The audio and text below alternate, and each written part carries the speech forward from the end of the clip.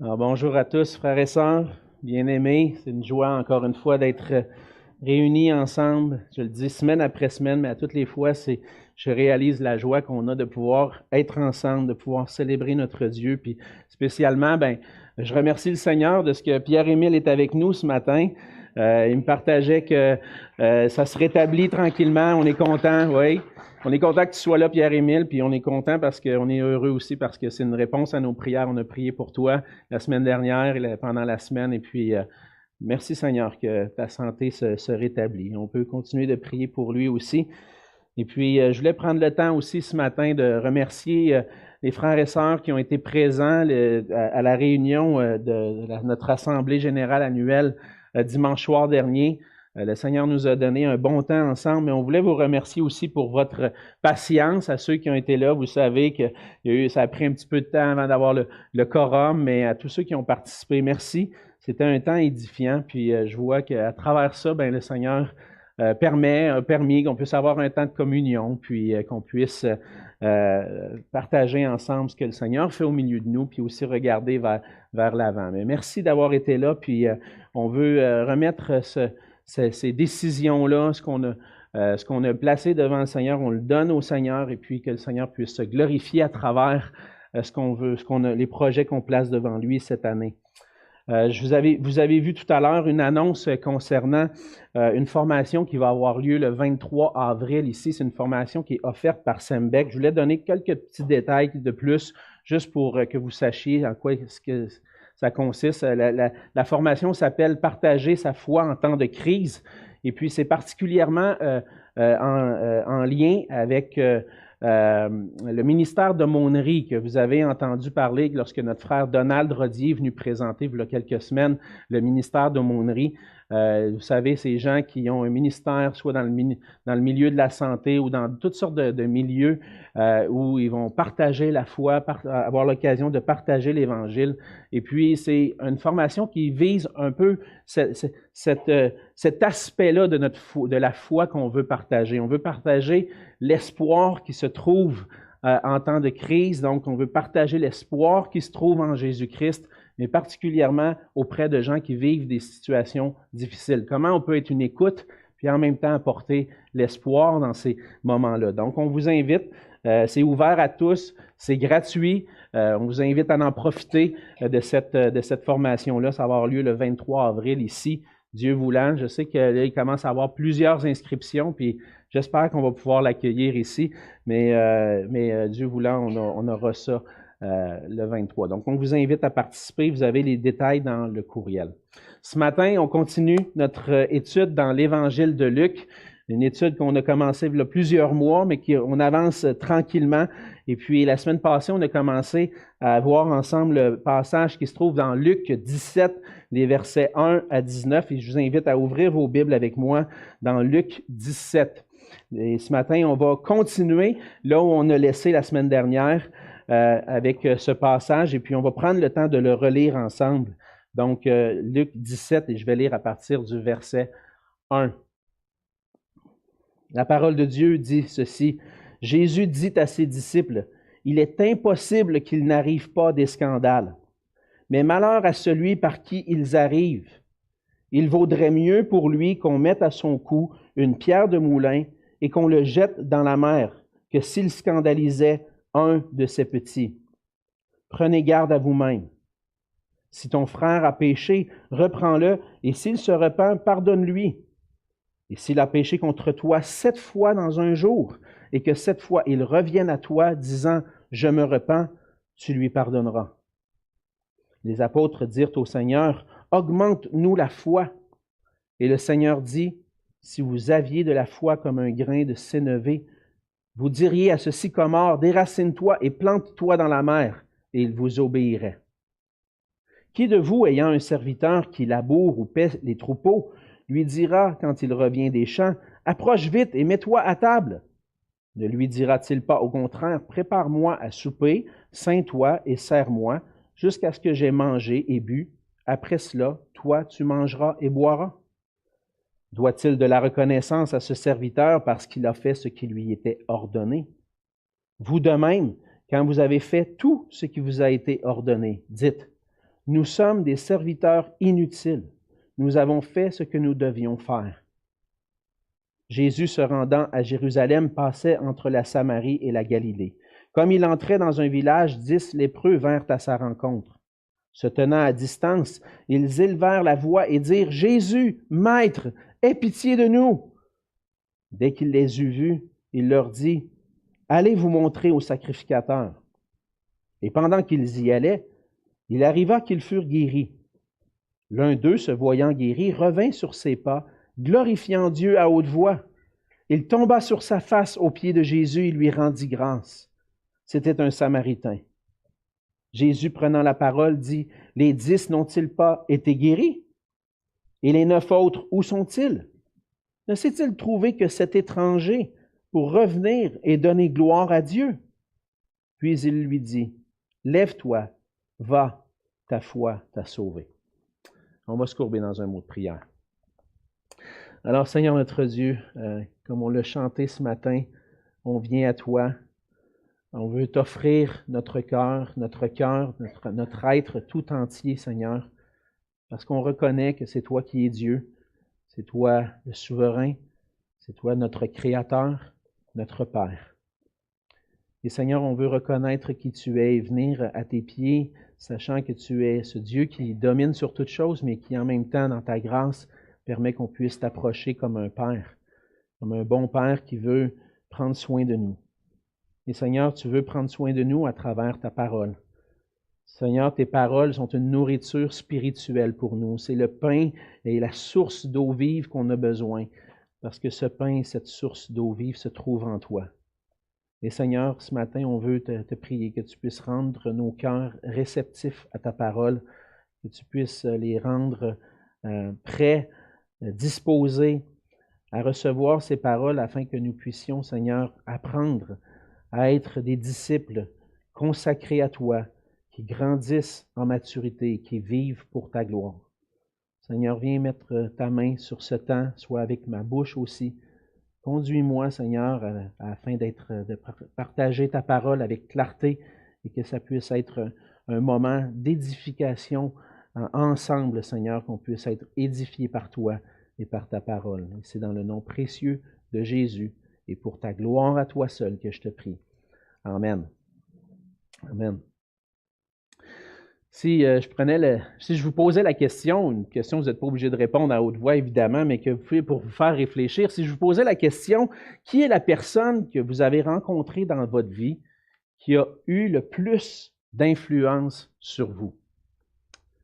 Certains d'entre vous pourraient dire, « c'est facile, moi je le sais, c'est une telle personne, ça peut être mon père, c'est ma mère, c'est un ami, j'ai réfléchi. » D'autres pourraient dire, « C'est difficile à dire parce qu'il y en a tellement de personnes qui ont eu une influence sur moi, c'est difficile à saisir exactement. » Mais tout ça pour dire que dans la vie, on rencontre des personnes avec qui on entre en relation et puis qui exercent leur influence sur nous, qui vont nous aider à orienter notre vie, à faire des choix dans la vie, à agir avec sagesse.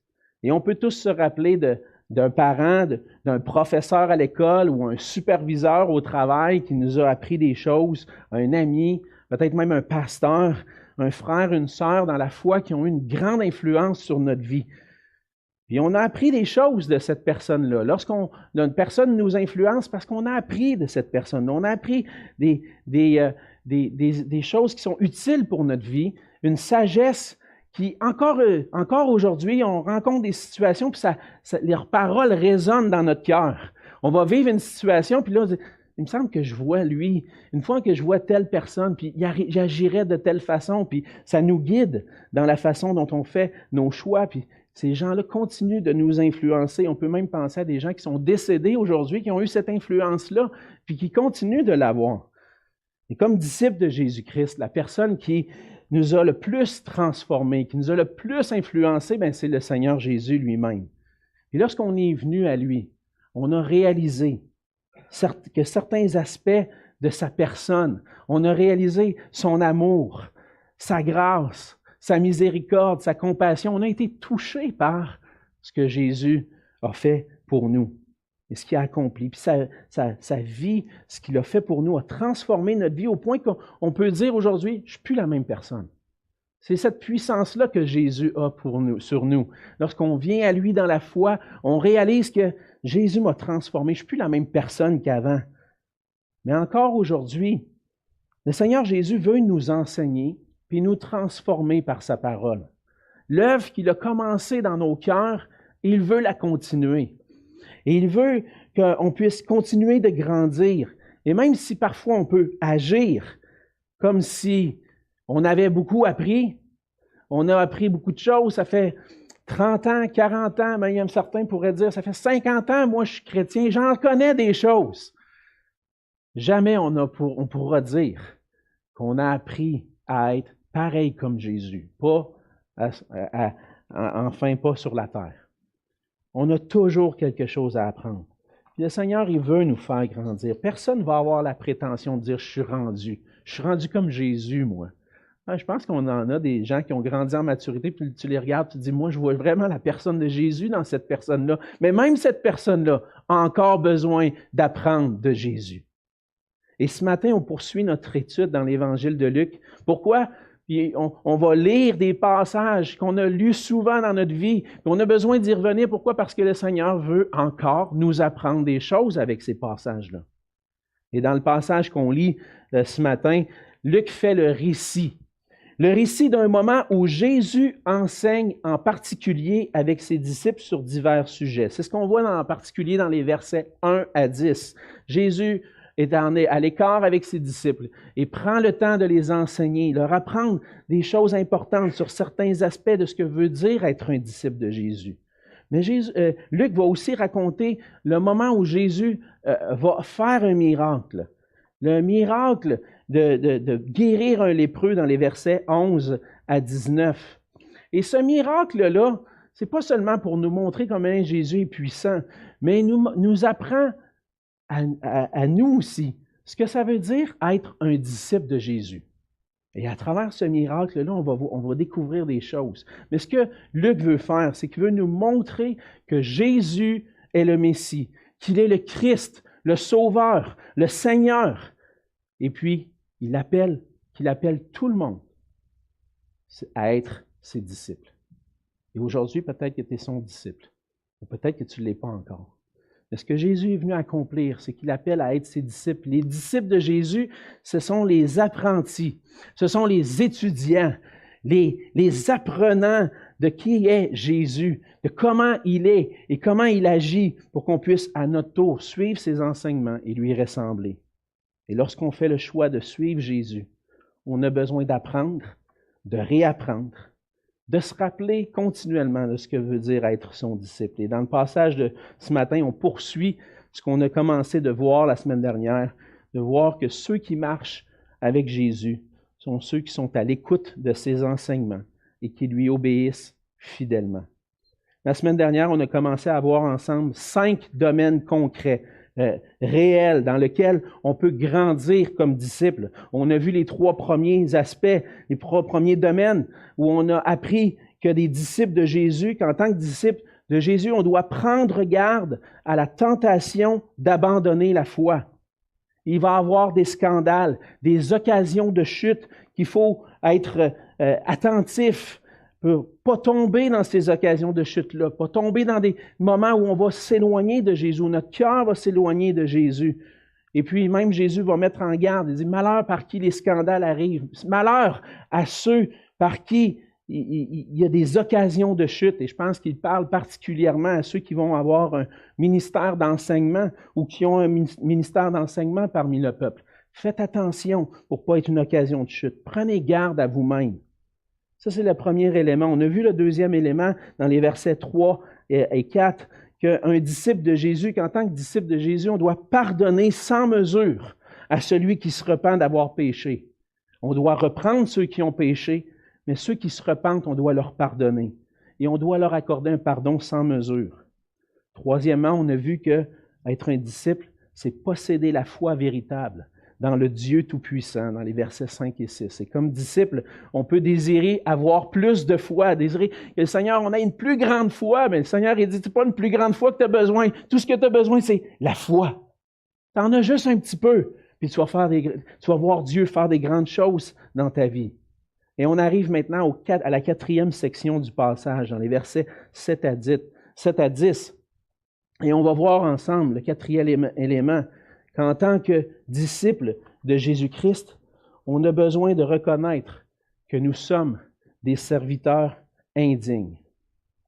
On voit dans le passage que Jésus parle encore avec ses disciples. C'est encore dans cette conversation, dans ce temps avec ses disciples. Il va poser la question, « Qui de vous, ayant un serviteur qui laboure ou paie les troupeaux, lui dira quand ils reviennent des champs, « Approche vite et mets-toi à table. » On voit que dans le contexte de cette époque-là, le maître était digne de recevoir l'honneur et non pas le serviteur.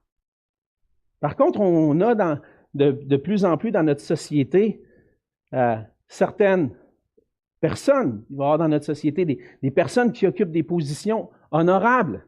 Mais dans les dernières décennies ou dans les derniers siècles, il y a beaucoup d'efforts qui ont été déployés dans notre société pour éliminer les écarts. Ce n'est pas tout mauvais, mais faire en sorte que tous soient considérés égaux. Ce que ça fait en sorte, c'est que souvent, on a de la difficulté à accepter que des gens aient une position honorable, aient une position où on leur doit l'honneur. On va voir, par exemple, dans le sport, avant, on voit ça chez les jeunes. Les jeunes jouent au baseball et puis à la fin de la saison, c'est les séries, les éliminatoires, les championnats régionaux, provinciaux. Et puis, on veut célébrer puis couronner ceux qui vont gagner. Mais en même temps, ceux qui ont perdu, ils font tellement pitié. On va leur donner une médaille à eux autres aussi. On n'est pas prêt à leur donner l'honneur à celui qui le mérite. On veut qu'on soit tous égaux. On ne veut pas que personne se sente lésé. Là, il y a de la peine parce qu'il n'y a pas eu de médaille. On est un peu comme ça. Ça nous amène parfois à réaliser que des fois, on manque d'honneur, de respect envers des gens qui sont honorables. Puis des fois, c'est difficile d'honorer quelqu'un lorsque cette personne-là, dans son attitude, n'est pas honorable. On pense des fois à des politiciens. On appelle notre premier ministre au Canada le très honorable Justin Trudeau. Mais si tu regardes ses politiques, peut-être que tu n'es pas toujours d'accord avec les décisions qu'il prend. Puis tu dis, là, tu as ton côté critique qui vient, puis tu dis, hey, lui, j'y dois pas respect. Il n'a pas l'honneur, lui, parce qu'il ne prend pas les bonnes décisions. Mais en réalité, le Seigneur nous dit que tous ceux qui sont placés au-dessus de nous, on leur doit l'honneur. On leur doit. Mais on n'est pas habitué, on n'est plus habitué à ça. Mais à l'époque de Jésus, c'était différent. C'était normal. C'est normal que dans la relation maître-serviteur, que le maître passe avant le serviteur. Et c'est pour ça que Jésus pose la question, « Qui de vous? » Et dans un sens, la question de Jésus au verset 7, Jésus s'attend à une réponse. On appelle ça une question rhétorique. On fait réfléchir, mais en réalité, on la connaît, la réponse. C'est quoi la réponse? Qui de vous, ayant un serviteur qui laboure et qui paie les troupeaux, va lui dire quand il revient des champs, « Mais viens, je vais te servir. » Les gens disent, « Mais non, ça ne marche pas de même. » Puis dans la société, à cette époque-là, ça ne pouvait pas fonctionner comme ça. Pourquoi? Parce que le maître avait l'honneur et le serviteur était là pour servir le maître et non le contraire. Alors Jésus pose cette question-là et il dit, ça n'a pas de bon sens dans le fond.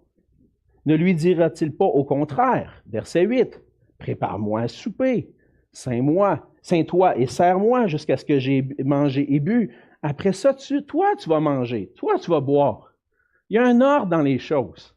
Il y a des gens qui méritent l'honneur, le maître mérite l'honneur, puis le serviteur est au service du maître. Et Jésus utilise la métaphore du maître et du serviteur, cette image-là pour nous aider à comprendre la relation qu'on a avec lui. Les disciples pourraient penser, en regardant que des pharisiens qui ne veulent pas croire en Jésus, que Certains sont incrédules par rapport à Jésus. Les disciples pourraient penser que « Ah, moi, je suis quand même quelqu'un, moi. Moi, j'ai cru en Jésus. Ah, moi, j'ai accepté Jésus dans ma vie, puis je suis devenu un serviteur de Jésus. Hey, quand même quelqu'un comparé aux autres. » Et là, Jésus met en garde. Tu pourrais penser que tu mérites des honneurs parce que tu es devenu mon serviteur. Mais ce n'est pas ça l'ordre des choses. L'ordre des choses, c'est que c'est moi le maître. Et moi, je mérite l'honneur. Et moi, je mérite que tu puisses être à mon service. Et dans le fond, dans la relation avec Jésus, celui qui mérite l'honneur, ce n'est pas nous, mais c'est le Seigneur Jésus lui-même. Et comme disciples de Jésus-Christ, on a besoin d'apprendre qu'on est ses serviteurs, puis que le serviteur doit connaître son rôle et ce qu'il doit faire. Le serviteur ne passe pas avant le maître. Le maître, notre maître, le Seigneur Jésus, est digne de tous les honneurs. Il a la priorité dans le service. Et notre vie ne nous appartient plus maintenant. Notre vie appartient au Seigneur Jésus et nous sommes à son service. Dans Romains 14, les versets 7 et 8, Paul va dire, en effet, nul ne vit pour lui-même et nul ne meurt pour lui-même. Car si nous vivons pour le Seigneur. Et si nous mourrons pour le Seigneur. Soit donc que nous vivions, soit donc que nous mourions, nous sommes au Seigneur. Il y a un ordre. Le Seigneur, il n'a pas besoin de te faire des faveurs. Le Seigneur n'est pas obligé de te faire des faveurs parce que tu es son disciple. Non, c'est toi qui es à son service. Ta vie, elle ne t'appartient plus. Elle appartient à Jésus-Christ. Que tu vives ou que tu meurs, tu es à Jésus-Christ. Et on doit, dans nos vies, penser à servir Christ avant tout. En réalité, le vrai disciple de Jésus sait qu'il est en deuxième, qu'il vient en deuxième. Il doit apprendre à vivre ainsi. On a une formation qui a commencé, puis même un ministère qui a commencé d'évangélisation. Ça fait quelques années, ça existe aux États-Unis. Ça s'appelle « Je suis deuxième ». I am second. Je suis deuxième. Pourquoi je suis deuxième? Parce qu'il y en a un qui est en premier. Et puis, le ministère permet à des gens de raconter leur témoignage, puis de réaliser, d'expliquer qu'un jour, ils sont devenus deuxièmes. Pourquoi? Parce que, par nature, on veut être le premier. On veut avoir l'honneur. On veut décider. On veut conduire nos vies comme on veut. On veut être celui qui se fait servir plutôt que celui qui sert. On veut être le premier. Et un jour, le Seigneur nous conduit à lui, nous fait réaliser qui il est, qu'il est le Seigneur, qu'il est le premier, qu'il est celui qui est au-dessus de toute chose. Puis là, on réalise que finalement, non, je ne suis pas premier. C'est Jésus qui est premier. Puis moi, je suis deuxième. Moi, je viens en deuxième. Et je viens pour servir Christ. Et puis on vient pour le servir parce que notre Maître est digne de tout honneur. Et on doit le servir humblement. On ne sera jamais à la hauteur, mais digne de servir Christ comme il est digne d'être servi. Christ, c'est le Fils de Dieu. Le Fils de Dieu qui possède toute autorité, la sagesse, l'honneur, la puissance. On peut lire dans l'Apocalypse que les visions que Jean a de Jésus qui est assis à la droite de Dieu qui reçoit la gloire, l'agneau reçoit la gloire. Il est dans une position élevée, il est digne d'être servi et nous sommes indignes d'être ses serviteurs. Jamais on va être à la hauteur d'être ses serviteurs. Donc, il n'y a pas de place pour l'orgueil. Il n'y a pas de place pour les honneurs dans le service à Christ, parce que le seul qui est digne de recevoir la gloire et l'honneur, c'est Jésus-Christ lui-même.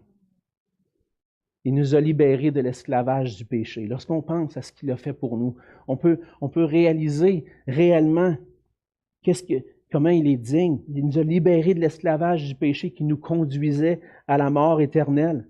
Il nous a libérés de notre esclavage pour qu'on puisse être des serviteurs, ses serviteurs, les serviteurs du Dieu saint et juste. C'est une grâce d'être un serviteur de Jésus-Christ. Et le Seigneur nous apprend, il dit au verset 10, « Vous de même, quand vous avez fait tout ce qui vous a été ordonné, dites, Nous sommes des serviteurs inutiles. Nous avons fait ce que nous devions faire. Pourquoi? Parce que par nature, Jésus est celui qui est digne d'être servi, digne de recevoir toute l'honneur et la gloire, et non pas moi. Et c'est une grâce que j'ai de pouvoir être à son service. Puis dans l'ordre naturel des choses, de comment Dieu a créé, moi je suis le serviteur, puis lui est le maître. Et on veut ensemble honorer notre Seigneur et réaliser que la gloire n'est pas à nous. Qu'importe notre service dans l'Église, on n'a pas à avoir une première place ou quoi que ce soit, c'est Jésus qui doit avoir la première place. Et nous sommes deuxième. Et celui qui marche avec Jésus reconnaît que son maître est digne de tous les honneurs, qu'il est un serviteur indigne au service du roi des rois. C'était la quatrième chose qu'on doit apprendre comme disciples, de vivre et de réaliser que nous sommes des serviteurs indignes parce que c'est notre maître qui est digne de toute la gloire. On voit ensuite la cinquième section, dans la cinquième section, les versets 11 à 19, que comme disciples de Jésus-Christ, on doit exprimer notre reconnaissance pour sa miséricorde envers nous. Le contexte du récit change. On voit que au début du verset 1, que Jésus est en train d'enseigner à ses disciples. Et là, au verset 11, Luc introduit une nouvelle section qui explique que Jésus est en train de se rendre à Jérusalem et passait entre la Samarie et la Galilée. Et on le sait, on l'a vu souvent, on l'a répété depuis le chapitre 9, le verset 53 de Luc. Après avoir exercé son ministère en Galilée, Luc raconte le récit de Jésus qui est en route vers Jérusalem pour venir accomplir le salut, pour venir chercher et sauver ce qui était perdu. Et là, on retrouve Jésus dans le contexte de sa route vers Jérusalem. Il s'en va et puis il passe entre la Samarie et la Galilée, juste pour situer. La Samarie était située à l'ouest de la Galilée, donc il passait entre cette section-là. On ne sait pas exactement où il allait. Mais on voit que Jésus est là et puis pendant qu'il se rend vers Jérusalem, continue sa route vers Jérusalem, il y a quelque chose de spécial qui arrive. 10 lépreux viennent à lui et demandent d'être purifiés. Et leur attitude est, on les sent désespérés de la manière dont ils vont s'approcher. On voit qu'ils rentrent dans un village et puis les 10 lépreux vont venir à sa rencontre, mais ils se tiennent à distance. Et là, c'est pas la première fois qu'on rencontre des lépreux dans Luc, mais juste pour nous replacer dans le contexte. Pourquoi les lépreux se tenaient à distance? Parce qu'ils étaient considérés comme impurs. On voit dans la loi de Moïse que celui qui avait la lèpre était considéré comme impur et devait se tenir à l'écart, même être en quarantaine. Il ne pouvait pas être en contact avec le reste du peuple. Et là, on a 10 lépreux, qu'eux autres sont tous impurs, fait qu'ils peuvent être ensemble. Et là, ils probablement apprennent que Jésus est dans le coin, voient Jésus, se tiennent à l'écart, puis ils disent « Aie pitié de nous! Aie pitié de nous! » Ils réalisent, je pense qu'ils ont entendu parler de Jésus, puis ils réalisent qui il est, puis ils réalisent le pouvoir que Jésus peut avoir.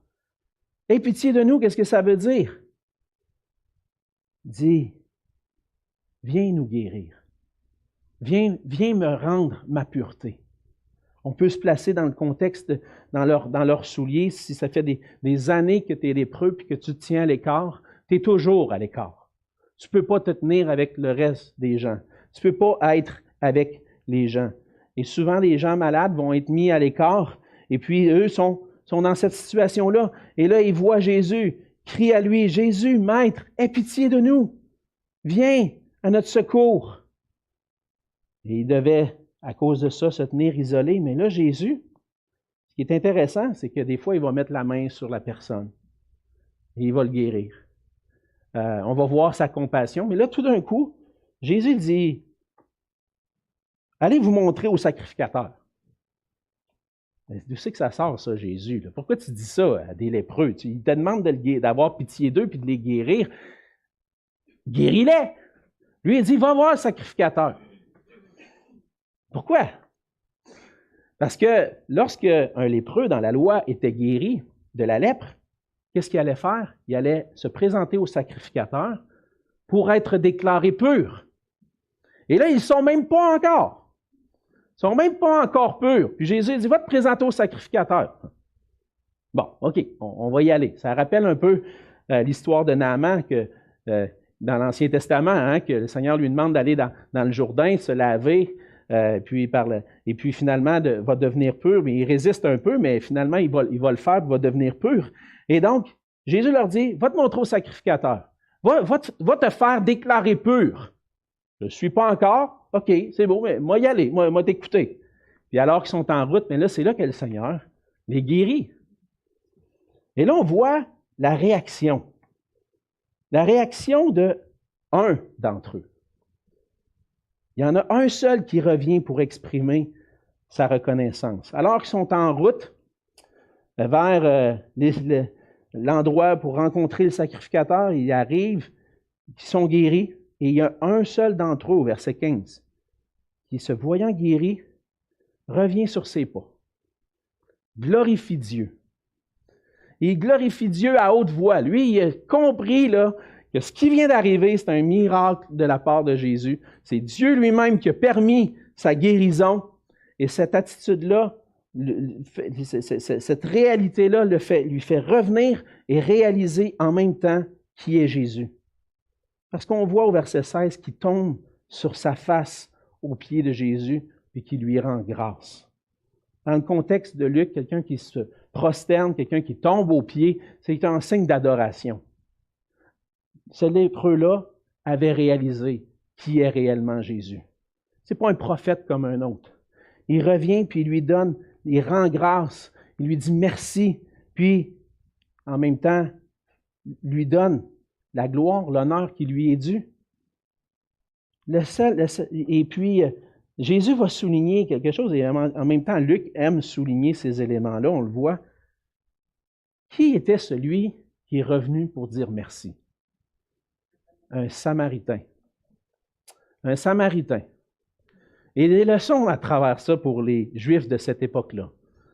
Parce que les Juifs et les Samaritains étaient vraiment en conflit. Hein? On connaît un petit peu l'histoire. Les Samaritains étaient de ceux qui faisaient dans l'Ancien Testament partie du royaume du Nord, mais qui avaient été un peu mélangés avec des Assyriens. Puis ils avaient développé leur propre culte. Ils n'adoraient pas Dieu au temple. Ils étaient un peu à part. Et puis les Juifs qui, eux, adoraient Dieu à Jérusalem, adoraient au temple, eux se considéraient purs, mais les Samaritains, eux autres, c'est des impurs. Il y a cette rivalité-là. Et là, il arrive encore un événement, on a déjà vu ça, avec un Samaritain. Le Samaritain, lui, il reconnaît qui est Jésus. Lui exprime sa reconnaissance. Et là, Jésus va poser une question. Les 10 n'ont-ils pas tous été guéris? N'ont-ils pas été guéris? Quelle aurait dû être la réponse? Les Juifs, de tous ceux qui se sont fait guérir, ils auraient dû tous revenir à Jésus pour le remercier, se jeter à ses pieds, pour qu'il puisse lui donner la gloire, dire merci Seigneur de m'avoir guéri. Mais il y en a juste un. Et Jésus, et à travers son évangile, Luc veut souligner que ce n'est pas juste un salut pour les Juifs que Jésus est venu apporter, mais c'est un salut pour même les ennemis des Juifs, même les Samaritains, puis les gens de toutes les nations. Puis on voit à la fin de l'évangile de Luc que l'évangile va être proclamé dans toutes les nations pour que les gens puissent reconnaître qui est Jésus, venir à lui, puis l'adorer. Par sa foi, on voit que non seulement il a été guéri, mais Jésus va lui dire, « Lève-toi » au verset 19, « Va, ta foi t'a sauvé. » Certains commentateurs disent qu'on pourrait dire que veut simplement dire « ta foi t'a délivré de ton impureté ». Mais ça va un peu plus loin que ça. Ça va plus loin que ça parce qu'on sait que Jésus est venu pour chercher et sauver ce qui était perdu. Et on sait que c'est par la foi en Jésus qu'on peut être sauvé. Sauvé non seulement de mon impureté, d'une maladie, mais sauvé de mon péché. Sauvé de mon esclavage. Et là, ce que Jésus prononce, il dit, ta foi t'a sauvé. Il le déclare. Tu es maintenant un de mes disciples. Tu es maintenant un de ceux qui fait partie de ma famille. Et on voit à travers ça qu'il y en a très peu qui ont reconnu qui est Jésus. Mais les vrais disciples de Jésus, qu'ils soient des Juifs ou des étrangers, les vrais disciples de Jésus vont exprimer leur reconnaissance par des actions de grâce pour tout ce qu'il a fait pour nous. Lorsqu'on considère ce que Jésus a fait pour nous, on voit qu'il a tellement accompli qu'on veut être de ceux qui rendent grâce à Dieu. Et on lit ça particulièrement dans Colossiens. C'est un passage que j'aime beaucoup dans Colossiens 1, les versets 12 à 14. Paul va exhorter et dire « Rendez grâce au Père qui vous a rendu capable d'avoir part à l'héritage des saints dans la lumière. Il nous a délivrés de la puissance des ténèbres et nous a transportés dans le royaume de son Fils bien-aimé, en qui nous avons la rédemption, le pardon des péchés. » Jésus, par la foi en lui, nous a rendus capables d'avoir part à l'héritage des saints dans la lumière. On s'arrête un instant puis on pense à ce que ça veut dire, ça. C'est quoi ça, l'héritage des saints dans la lumière? Un héritage qui nous est réservé dans le ciel. Un héritage où on va être avec Dieu pour l'éternité. On va être dans la lumière, on va être avec le Seigneur pour toujours, à la place d'être dans la perdition pour l'éternité. Ça, c'est ce que Jésus a fait pour nous. Il est venu accomplir tout ce qui était nécessaire. Par sa mort, sa résurrection, il nous a transportés du royaume des ténèbres dans le royaume de la lumière pour qu'on puisse avoir l'espérance, la vie éternelle, un héritage avec Dieu pour l'éternité. Il n'y a rien de plus précieux que ça. Et quelle devrait être ma réponse à ça? L'adoration, la reconnaissance, rendre grâce à Dieu, prendre le temps de m'arrêter une fois de temps en temps dans la journée, dire « Seigneur, merci. Merci parce que je peux jouir de ta présence, puis je peux jouir de ta présence dans ma vie. Pourquoi? Parce que tu as tout accompli pour moi. » Jésus-Christ est venu accomplir tout ce qui était nécessaire. Et souvent, comme disciples de Jésus, c'est notre tendance naturelle de regarder bien souvent à ce qu'on n'a pas plutôt que ce qu'on a reçu. On pense à des choses qu'on aimerait avoir, puis peut-être, je ne sais pas, on rêve à des choses dans la vie, hein? Ah, j'aurais aimé ça avoir telle chose, j'aimerais ça pouvoir me payer tel voyage, puis j'ai pas eu l'occasion encore, puis j'aimerais ça ci, j'aimerais ça. Puis ça nous amène dans des situations où plutôt que d'être reconnaissant, on est en train de se plaindre. On est en train de se plaindre au Seigneur. Malheureusement, on a tendance à regarder à ce qu'on n'a pas plutôt qu'à ce qu'on a reçu. Et la vie va être remplie d'épreuves, de moments difficiles, puis là, on va être dans des situations où on va se plaindre, puis dire au Seigneur, « Pourquoi, Seigneur, tu permets ça dans ma vie? » Puis on ne réalise pas qu'au milieu de ces épreuves-là, puis de ces moments difficiles-là, je suis un héritier de la lumière, que Dieu est avec moi à cause de ce que Christ a accompli pour moi. Et plutôt que de regarder à ce que je n'ai pas, je devrais regarder à ce que j'ai reçu. Puis me rappeler l'Évangile. Rappeler la grâce de Dieu pour moi. Et je dis ça souvent, se rappeler l'Évangile. Mais qu'est-ce que je veux dire par là? Je vais vous donner quelques indices qu'on voit dans les Écritures. Qu'est-ce que ça veut dire, se rappeler l'Évangile? Ça veut dire me rappeler que j'étais comme le lépreux. Un impur qui ne pouvait pas s'approcher de Jésus, qui ne pouvait pas s'approcher de Dieu, qui ne pouvait pas s'approcher de la présence de Dieu. Je veux me rappeler l'Évangile. Je réalise dans quel état j'étais avant. Paul va faire la même chose aux Éphésiens. Dans Éphésiens 2, il dit « Autrefois, vous étiez des enfants de colère. Vous étiez dans les ténèbres à cause de vos offenses. » Réalise l'état dans lequel tu étais. Réalise que sans Christ, j'étais perdu. J'étais perdu, j'avais rien. Je ne pouvais rien faire pour me réconcilier avec Dieu. Mais Christ est venu et a tout accompli. Il m'a sauvé. Moi qui étais mort, m'a rendu vivant. Et maintenant, lorsque je réalise ce que Christ a fait pour moi, dans l'état dans lequel j'étais, ce que je suis devenu maintenant, c'est quoi ma réponse? Rendre gloire à Dieu. Dire merci Seigneur. Agir comme ce lépreux samaritain qui a réalisé qui est Jésus, qui revient à lui, puis qui donne toute la gloire, l'honneur et qui lui dit merci. On doit donner notre reconnaissance à notre Seigneur Jésus pour son salut.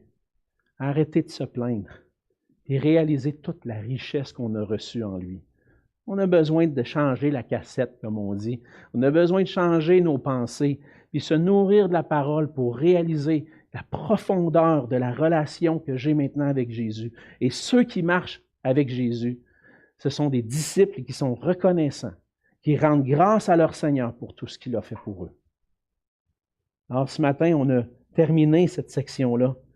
On réalise que ceux qui marchent avec Jésus ont besoin d'écouter. On a besoin d'entendre que je suis un serviteur indigne et que toute la gloire est à Dieu.